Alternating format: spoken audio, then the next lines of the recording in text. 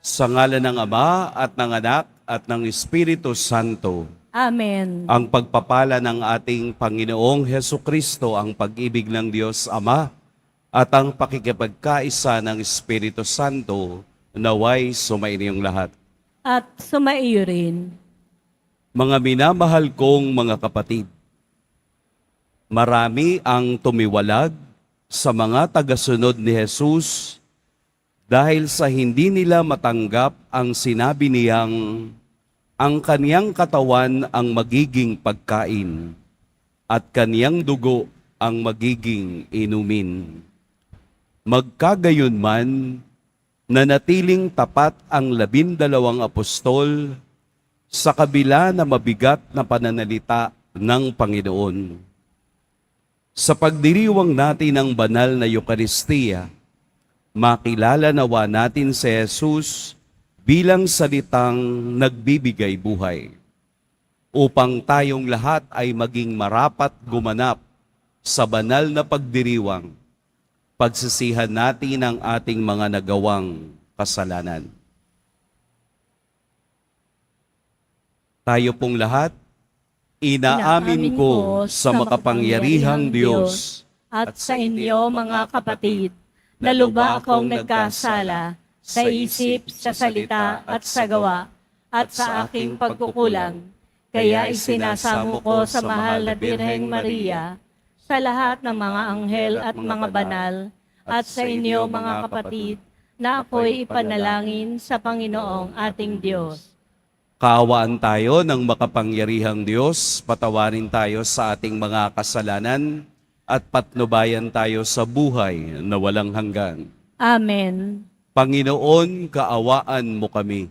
Panginoon, kaawaan mo kami. Kristo, kaawaan mo kami. Kristo, kaawaan mo kami. Panginoon, kaawaan mo kami. Panginoon, kaawaan mo kami.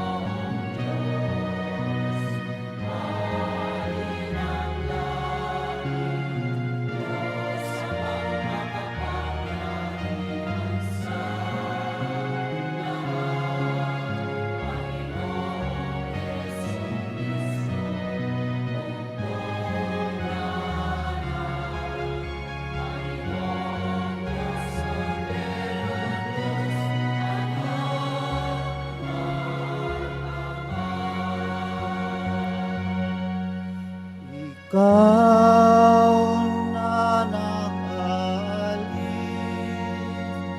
ng mga kasalanan ng sanlibutan. Maawa ka sa amin.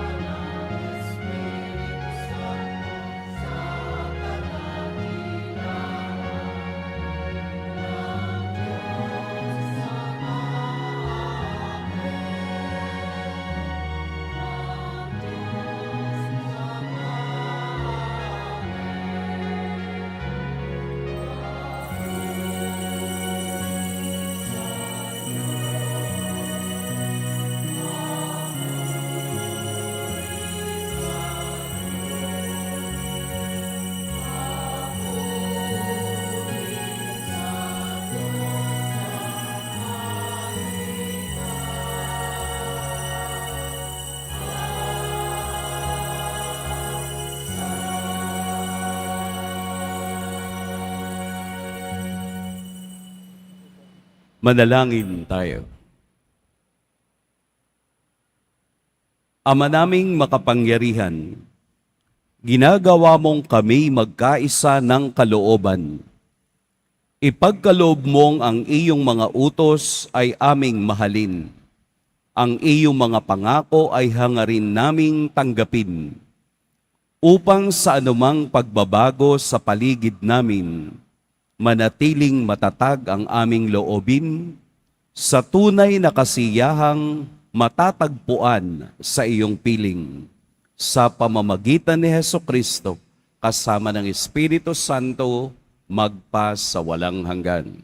Amen. Magsiupo muna po ang lahat. Pagbasa mula sa aklat ni Josue. Noong mga araw na iyon, tinipon ni Josue sa Sikem ang lahat ng lipi. Pagkatapos, tinawag niya ang matatanda, ang mga hukom, ang mga pinuno at mga tagapangasiwa sa Israel, at sila'y humarap sa Panginoon. Sinabi niya, kung ayaw ninyong maglingkod sa Panginoon, sabihin ninyo kung kanino kayo maglilingkod.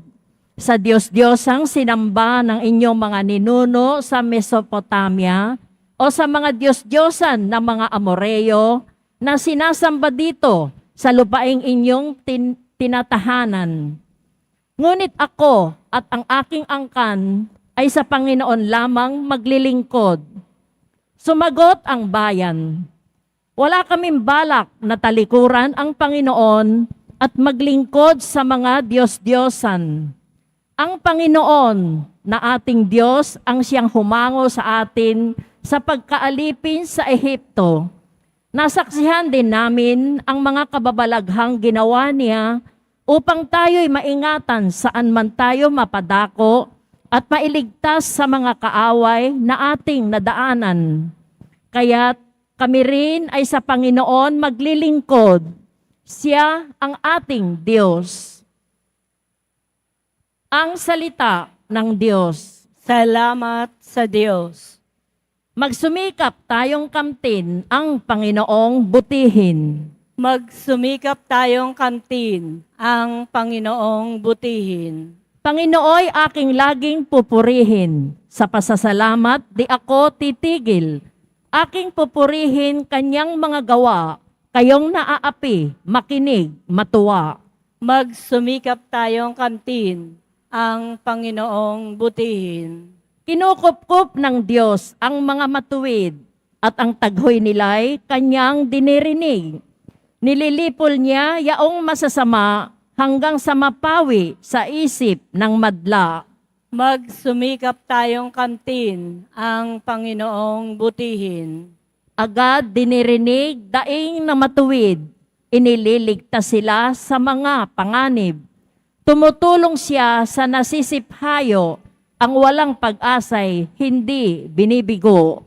Magsumikap tayong kamtin ang Panginoong butihin. Ang taong matuwid, masuliranin man, sa tulong ng poon, agad maiibsan. Kukupkupin siya ng lubos-lubusan, kahit isang butoy, hindi magagalaw. Magsumikap tayong kamtin ang Panginoong butihin. Ngunit ang masama ay kasamaan din. Sa taglay na buhay, ang siyang kikitil. Mga lingkod niya'y kanyang ililigtas, sa napakukupkup siyang mag-iingat. Magsumikap tayong kamtin ang Panginoong butihin.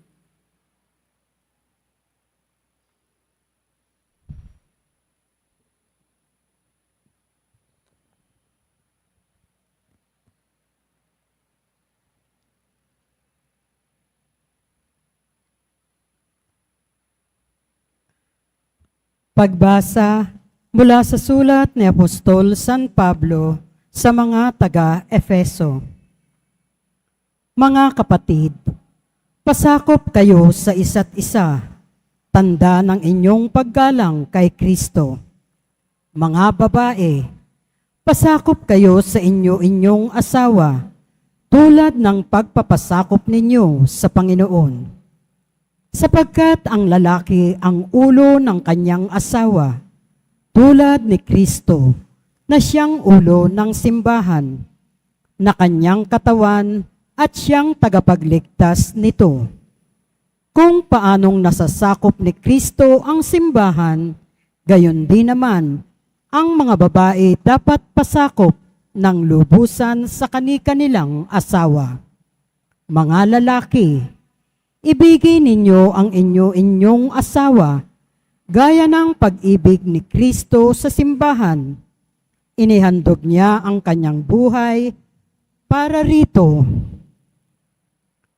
upang ang simbahay italaga ng Diyos matapos linisin sa pamamagitan ng tubig at ng salita. Ginawa niya ito upang maiharap sa kanyang sarili ang simbahan, marilag, banal, walang batik at walang anumang dungis o kulubot. Dapat mahalin ng mga lalaki ang kani-kanilang asawa tulad ng sarili nilang katawan. Ang lalaking nagmamahal sa kanyang asawa ay nagmamahal sa kanyang sarili. Walang taong namumuhi sa sarili niyang katawan. Bagkus, ito'y pinakakain at inaalagaan gaya ng ginagawa ni Kristo sa simbahan. Tayo'y mga bahagi ng kanyang katawan. Dahil dito, iiwan ng lalaki ang kanyang ama't ina at magsasama sila ng kanyang asawa at sila'y magiging isa. Isang dakilang katotohanan ang inihahayag nito. Ang kaugnayan ni Kristo sa simbahan ang tinutukoy ko. Ang salita ng Diyos. Salamat sa Diyos. Magsitayo na po ang lahat.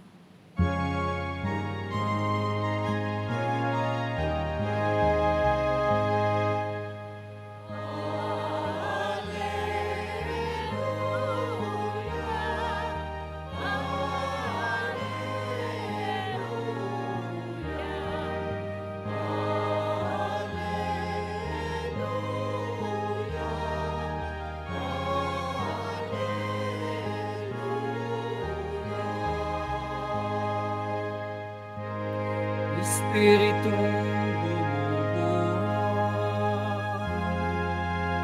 ang salita mong may kapal, buhay mo ang tinataglay.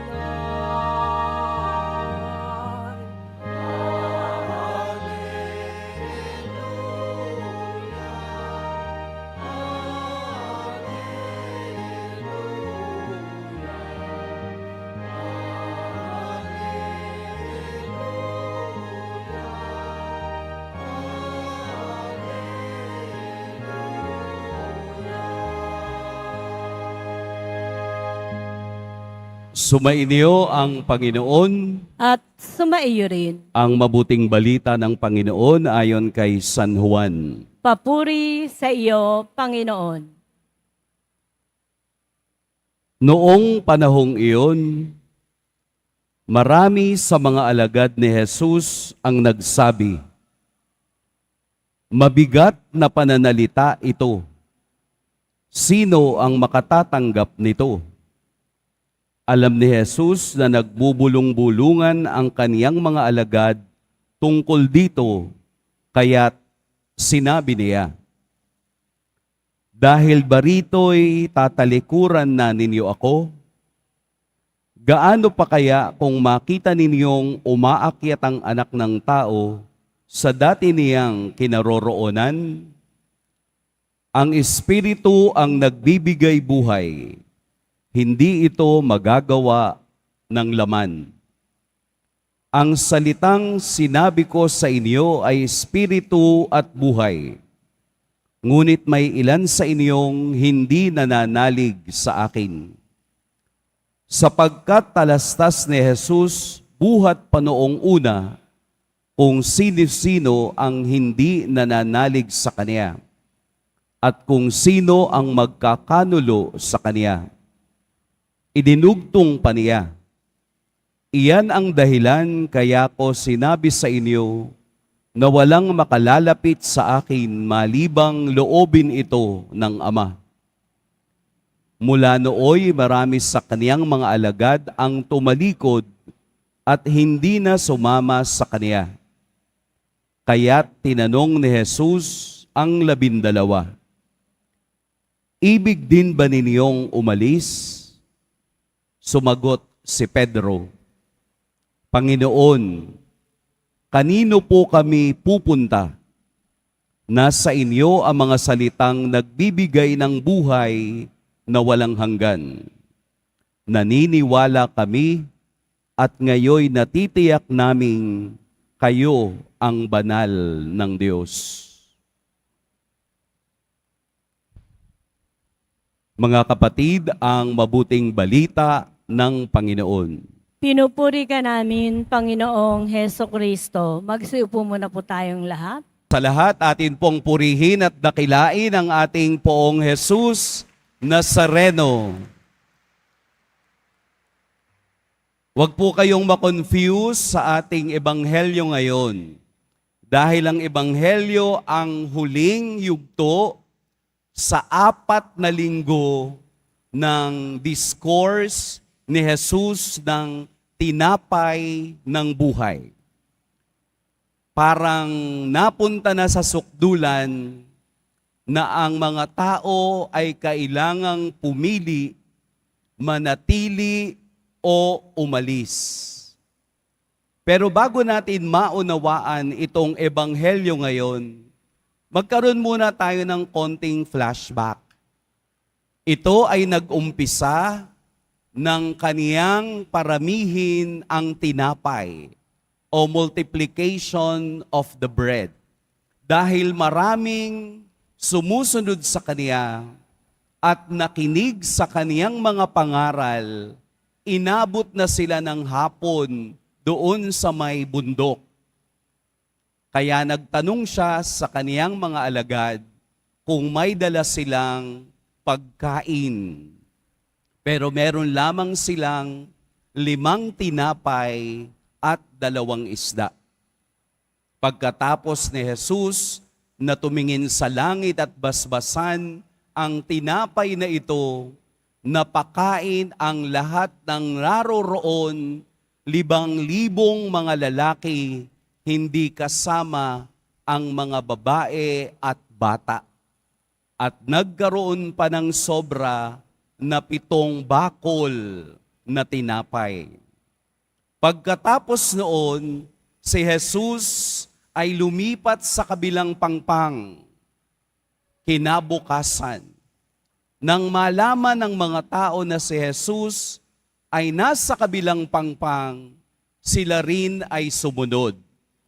Kaya ang tanong ng alagad, hinahanap kanila.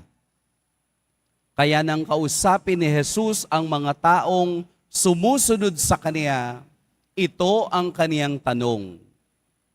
Hinahanap ba ninyo ako dahil kayo'y nakakain ng tinapay?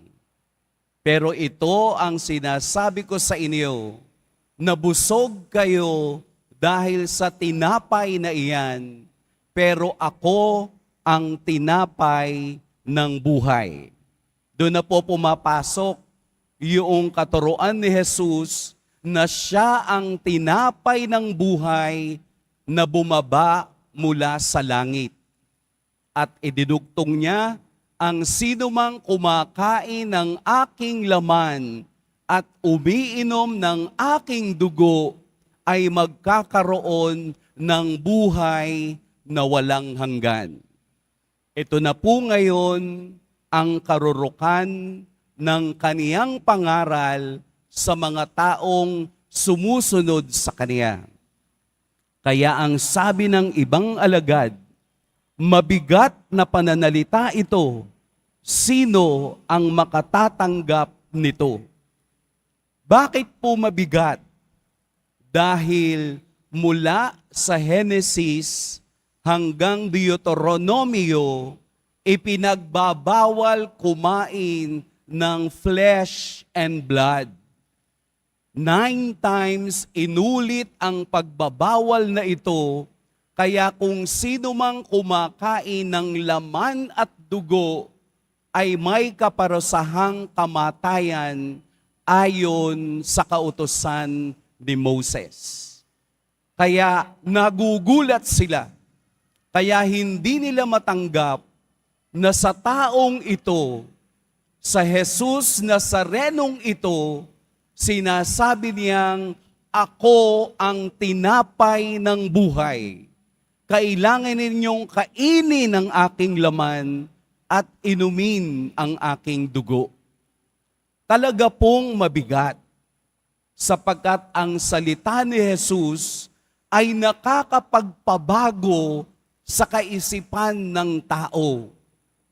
Kaya maraming umalis dahil hindi siya maunawaan. Hindi ba't marami ring umaalis at nang iiwan sa ating buhay kapag hindi tayo nauunawaan? Sino na po nakaranas sa inyong iwan? Palagi. Iniiwanan ng kaibigan pag wala ng pera. Iniiwanan ng pamilya kapag hindi na napapakinabangan. Iniiwanan ng bawat isa kapag hindi na nagkakaintindihan. Para bang ang pinakamadaling solusyon sa hindi pagkaunawa ay iwanan ang sitwasyon. Pero hindi iyon ang tama. Ang tama ay manatili upang maunawaan ang salita ni Jesus. Kaya pagkatapos na maraming umalis na mga alagad, siya ay tumingin sa 12 at sinabing, ibig din ba ninyong umalis? Ano ang sagot ni Pedro? Panginoon, kanino po kami pupunta? Nasa inyo ang salitang nagbibigay buhay na walang hanggan. Naniniwala kami at ngayon natitiyak naming kayo ang banal ng Diyos. Ito ang konklusyon sa kaniyang pagpapakita sa lahat na siya ang tinapay na bumaba mula sa langit. Kaya po tayo, pag nagsisimba, ay nakikibahagi sa iisang tinapay. Katulad ng ating napakinggan sa ikalawang pagbasa, ang pagpipira-piraso ng tinapay ay pagpapakita ng isang simbahan at isang sambayanang kabahagi ng katawan ni Kristo. Mabigat ang katuruan ni Jesus na kailangan niyong kainin ang kaniyang laman at inumin ang kaniyang dugo, pero ito ang kaniyang salita. Ang kaniyang salita ay nagbibigay buhay. Kaya kahit hindi ko maunawaan dahil limitado ang kaisipan at talino ng tao, hindi natin maaarok kailanman ang talino at kaisipan ng Diyos. Tayo ay tinatawagang manatili sa Diyos. Tayo ay tinatanong ngayon ng ating Poong Jesus Nazareno ng isang kataga. Ano po iyon? Ibig din ba ninyong umalis? Ang lalim nun. Isa-isa tayong tinatanong ngayon. Ibig ba ninyong umalis? Katulad ng mga alagad na ayaw maniwala sa Kanya. Nakalulungkot mang tingnan, nakalulungkot mang maranasan, mayroon pa rin tayong mga kapatid na hindi nauunawaan na ang banal na misa, ang pagpipira-piraso ng tinapay ay biyaya ng Diyos na nagbibigay ng buhay sa bawat isa. Anong ibig kong sabihin? Ang hindi nakikibahagi sa pagpira-piraso ng tinapay ay katulad ng mga alagad na umalis at hindi na naniwala. 100% lahat tayong naririto ay naniniwala sa kapangyarihan, sa awa, sa pag-ibig ng Diyos sa lahat. At upang ako'y masabing kabahagi ng simbahang ito, ako'y makikiisa sa pagpira-piraso ng tinapay. Sapagkat ito ang salita ni Jesus na nagbibigay buhay. Siguro po nakakita na kayo ng art na mosaic. Alam niyo po yung mosaic. Yun bang mga maliliit na pira-pirasong pinagsasama-sama upang makabuo ng hugis o upang makabuo ng obra maestra. Kapag po nawala ang ibang parte ng mosaic na yan, hindi nakukumpleto ang isang great art. Kung kayo po ay mapupunta ng Boracay, pumunta po kayo dun sa kanilang simbahan. It's a mosaic. Pagpasok nyo pa lang sa may labas, makikita nyo na yung mosaic ni Jesus Christ na nakaganyan, nagwe-welcome, lalo na sa loob. Ano pong ibig kong sabihin? Bawat bahagi ng mosaic na ito ay tayo. Bawat bahagi ng mosaic na naririto ngayon ay kayo. Ibig sabihin, bawat isa ay mahalaga sa Diyos. At ito'y nakukumpleto kapag ikaw ay idinidikit at isinasama sa karamihan. Nabubuo ang katawan ni Kristo dahil tayong lahat ay kabahagi nito.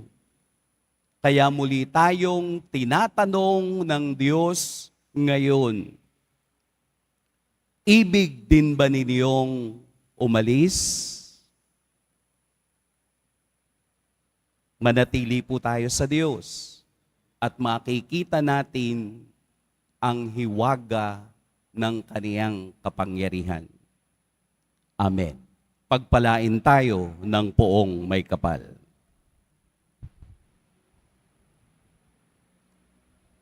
Magsitayo na po ang lahat. Sabay-sabay nating ipahayag ang ating pananampalataya. Sumasampalataya ako sa Diyos amang makapangyarihan sa lahat, na may gawa ng langit at lupa. Sumasampalataya ako kay Jesucristo, iisang anak ng Diyos, Panginoon nating lahat. Nagkatawang tao siya, lalang ng Espiritu Santo, ipinanganak ni Santa Mariang Birhen, pinagpakasakit ni Poncio Pilato, ipinako sa krus, namatay, inilibing, nanaog sa kinaroroonan ng mga yumao, nang may ikatlong araw na buhay na maguli, umakyat sa langit, naluluklok sa kanan ng Diyos amang makapangyarihan sa lahat. Doon magmumulang paririto at hukom sa nangabubuhay at nangamatay na tao. Sumasampalataya naman ako sa Diyos Espiritu Santo, sa banal na simbahang katolika, sa kasamahan ng mga banal, sa kapatawaran ng mga kasalanan, sa pagkabuhay na muli ng nangamatay na tao, at sa buhay na walang hanggan. Amen. Mga minamahal kong mga kapatid, manalangin tayo sa Diyos nating Ama upang maging matatag tayo sa ating pananampalataya. Siya nawa ang maging matibay na sandigan natin sa pagharap sa mga pagsubok at hirap ng buhay. Manalangin tayo. Panginoon, dinggin mo kami. Panginoon, dinggin mo kami. Maging lakas nawa ng Santo Papa, mga obispo, mga pari at mga diakono, ang salita ng Diyos upang patuloy nilang ipahayag ang mabuting balita ng buong sigasig at katapatan. Manalangin tayo. Panginoon, dinggin mo kami. Manalig nawa kay Jesus ang salitang nagbibigay buhay, ang mga namumuno sa ating bayan, at huwag silang masilaw sa kayamanan at kapangyarihan. Manalangin tayo. Panginoon, dinggin mo kami. Gabayan mo nawa ang mga guro't katikista at silang mga patuloy na nagtuturo ng mabuting asal at pananalig sa iyo, O Diyos.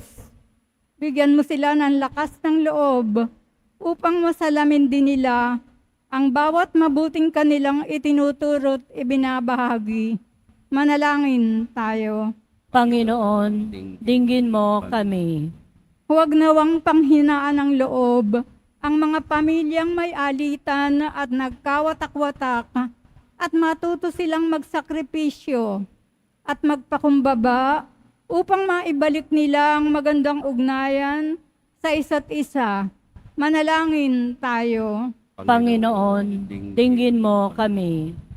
Tanggapin nawa sa kaharian ng Diyos ang mga kapatid nating namayapa upang sila'y magkamit ng walang hanggang kagalakan at kapayapaan. Manalangin tayo. Panginoon, dinggin mo kami. Ama, ikaw ang aming kanlungan. Pakinggan mo ang panalangin ng iyong bayan. Tanggapin mo kami at panatilihin sa iyong pag-ibig sa pamamagitan ni Kristong aming Panginoon. Amen. Magsiupo muna po ang lahat.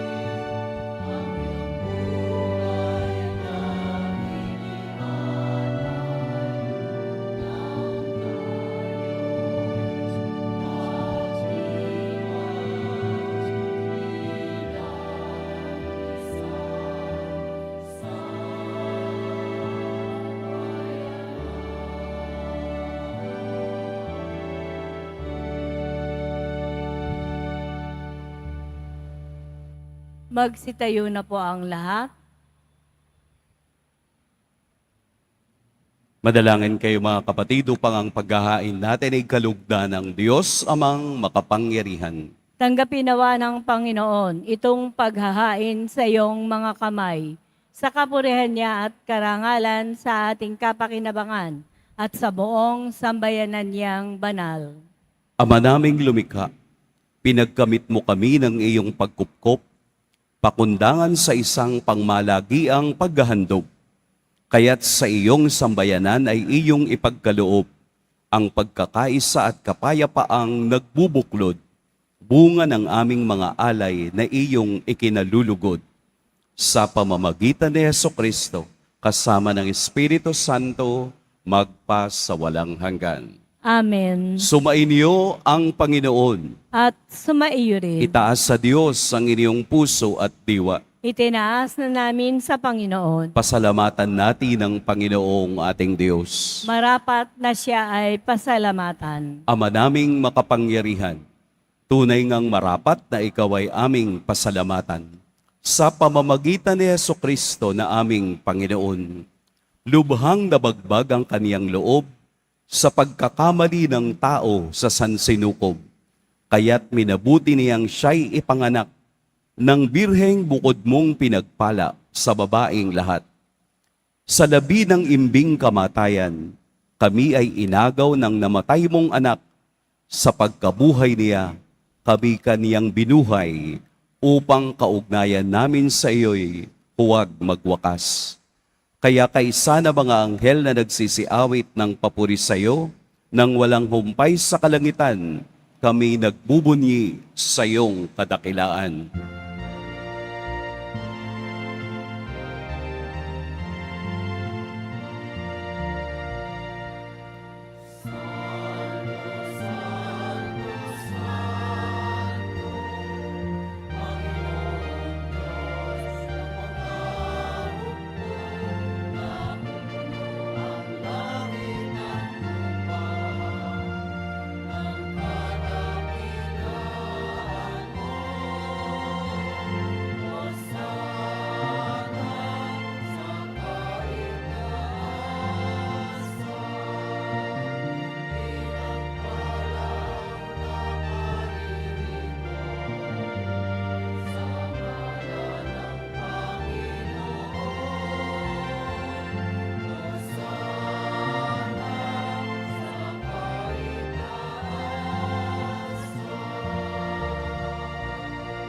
Magsilod po ang lahat.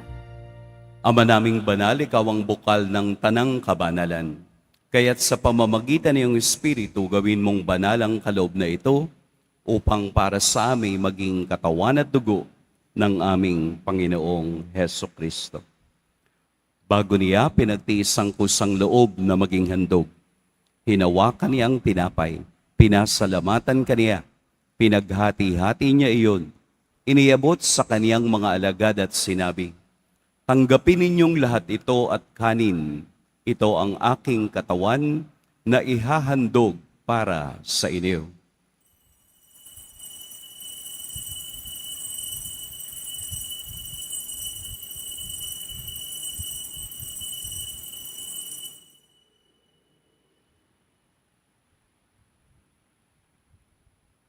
Gayun din naman, noong matapos ang hapunan, hinawakan niya ang kalis, muli kaniyang pinasalamatan, inabot niya ang kalis sa kaniyang mga alagad at sinabi, tanggapin ninyong lahat ito at inumin, ito ang kalis ng aking dugo. Nang bago at walang hanggang tipan, ang aking dugo na ibubuhos para sa inyo at para sa lahat, sa ikapapatawad ng mga kasalanan. Gawin ninyo ito sa pag-alala sa akin.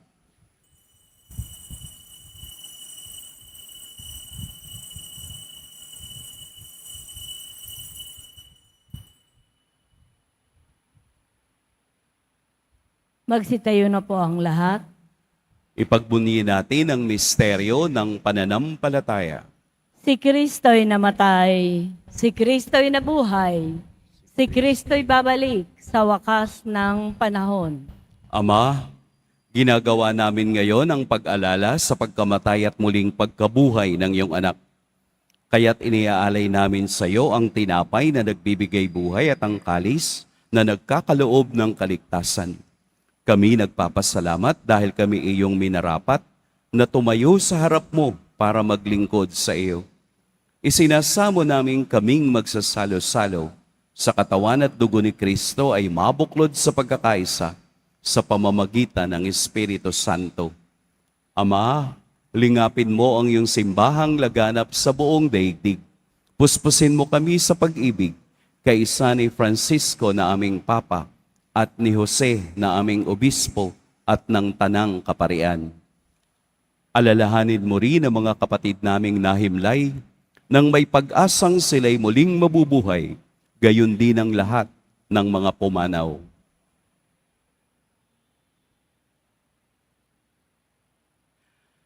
Kaawaan mo sila at patuloyin sa iyong kaliwanagan. Kaawaan mo at pagindapating kaming lahat na makasalo sa iyong buhay na walang wakas. Kaisa ng mahal na Birheng Maria na ina ng Diyos, ng kabiyak ng puso niyang si San Jose, kaisa ng mga apostol ni San Juan Bautista, at ng lahat ng mga banal na namuhay dito sa daigdig ng kalugod-lugod sa iyo, maipagdiwang nawa namin ang pagpupuri sa ikararangal mo sa pamamagitan ng iyong anak na aming Panginoong Heso Kristo. Sa pamamagitan ni Kristo, kasama niya at sa Kanya, ang lahat ng parangal at papuri sa iyo, Diyos, Amang makapangyarihan, kasama ng Espiritu Santo, magpa sa walang hanggan.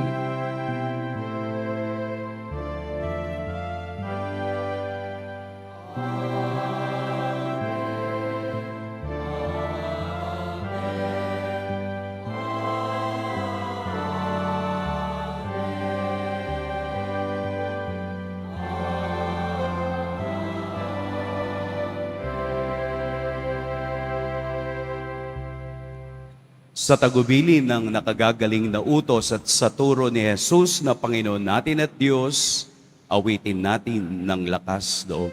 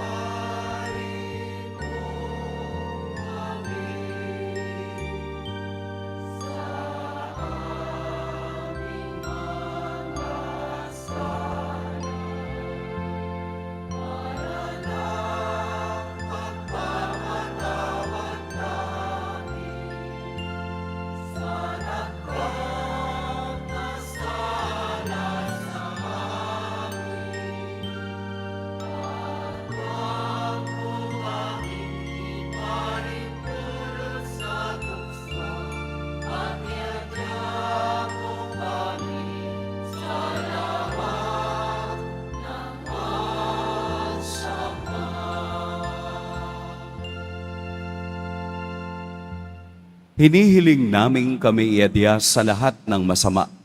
Pagkalooban ng kapayapaan araw-araw, iligtas sa kasalanan at ilayo sa lahat ng kapahamakan. Samantalang aming pinananabikan ang dakilang araw ng pagpapahayag ng tagapagligtas naming si Heso Kristo. Sapagkat iyo ang kaharian at ang kapangyarihan at ang kapurihan magpakailanman. Amen. Panginoong Jesucristo, sinabi mo sa iyong mga apostol, kapayapaan ang iniiwan ko sa inyo, ang aking kapayapaan ang ibinibigay ko sa inyo. Tunghayan mo ang aming pananampalataya at huwag ang aming pagkakasala. Pagkalooban mo kami ng kapayapaan at pagkakaisa ayon sa iyong kalooban, kasama ng Espiritu Santo, magpa sa walang hanggan. Amen. Ang kapayapaan ng Panginoon naway laging sumainyong lahat. At sumaiyo rin. Magbigayan kayo ng kapayapaan sa isa't isa.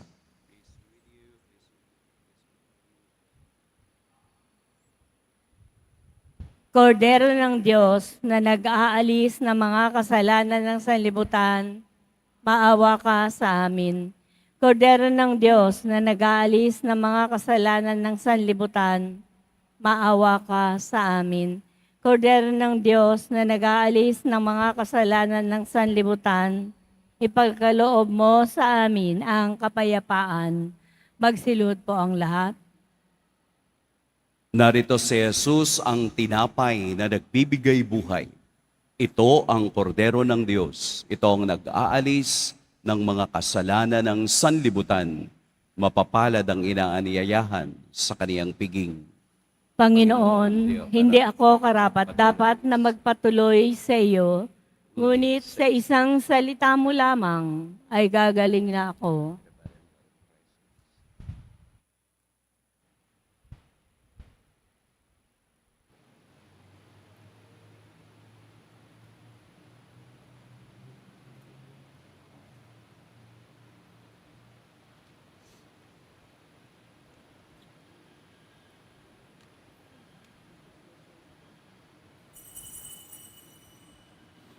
Para po sa lahat ng tatanggap ng banal na komunyon, sasagot po tayo ng amen. Pagkasabi po ng pare o ng lay ministers ng katawan ni Kristo, at isubo po agad sa bibig bago umalis sa harapan ng pare o ng lay ministers.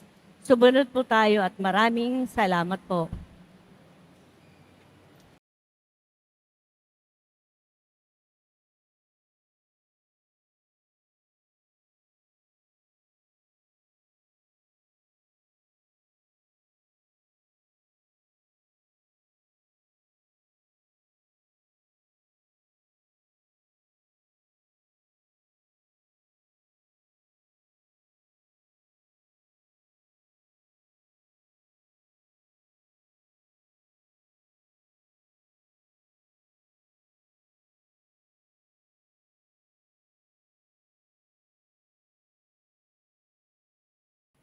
Manalangin tayo.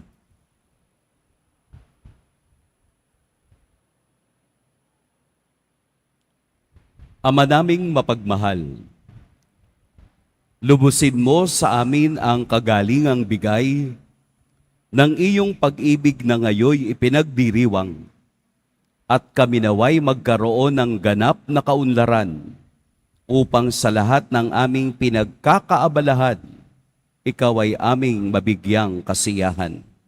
Sa pamamagitan ni Hesukristo, kasama ng Espiritu Santo, magpa sa walang hanggan.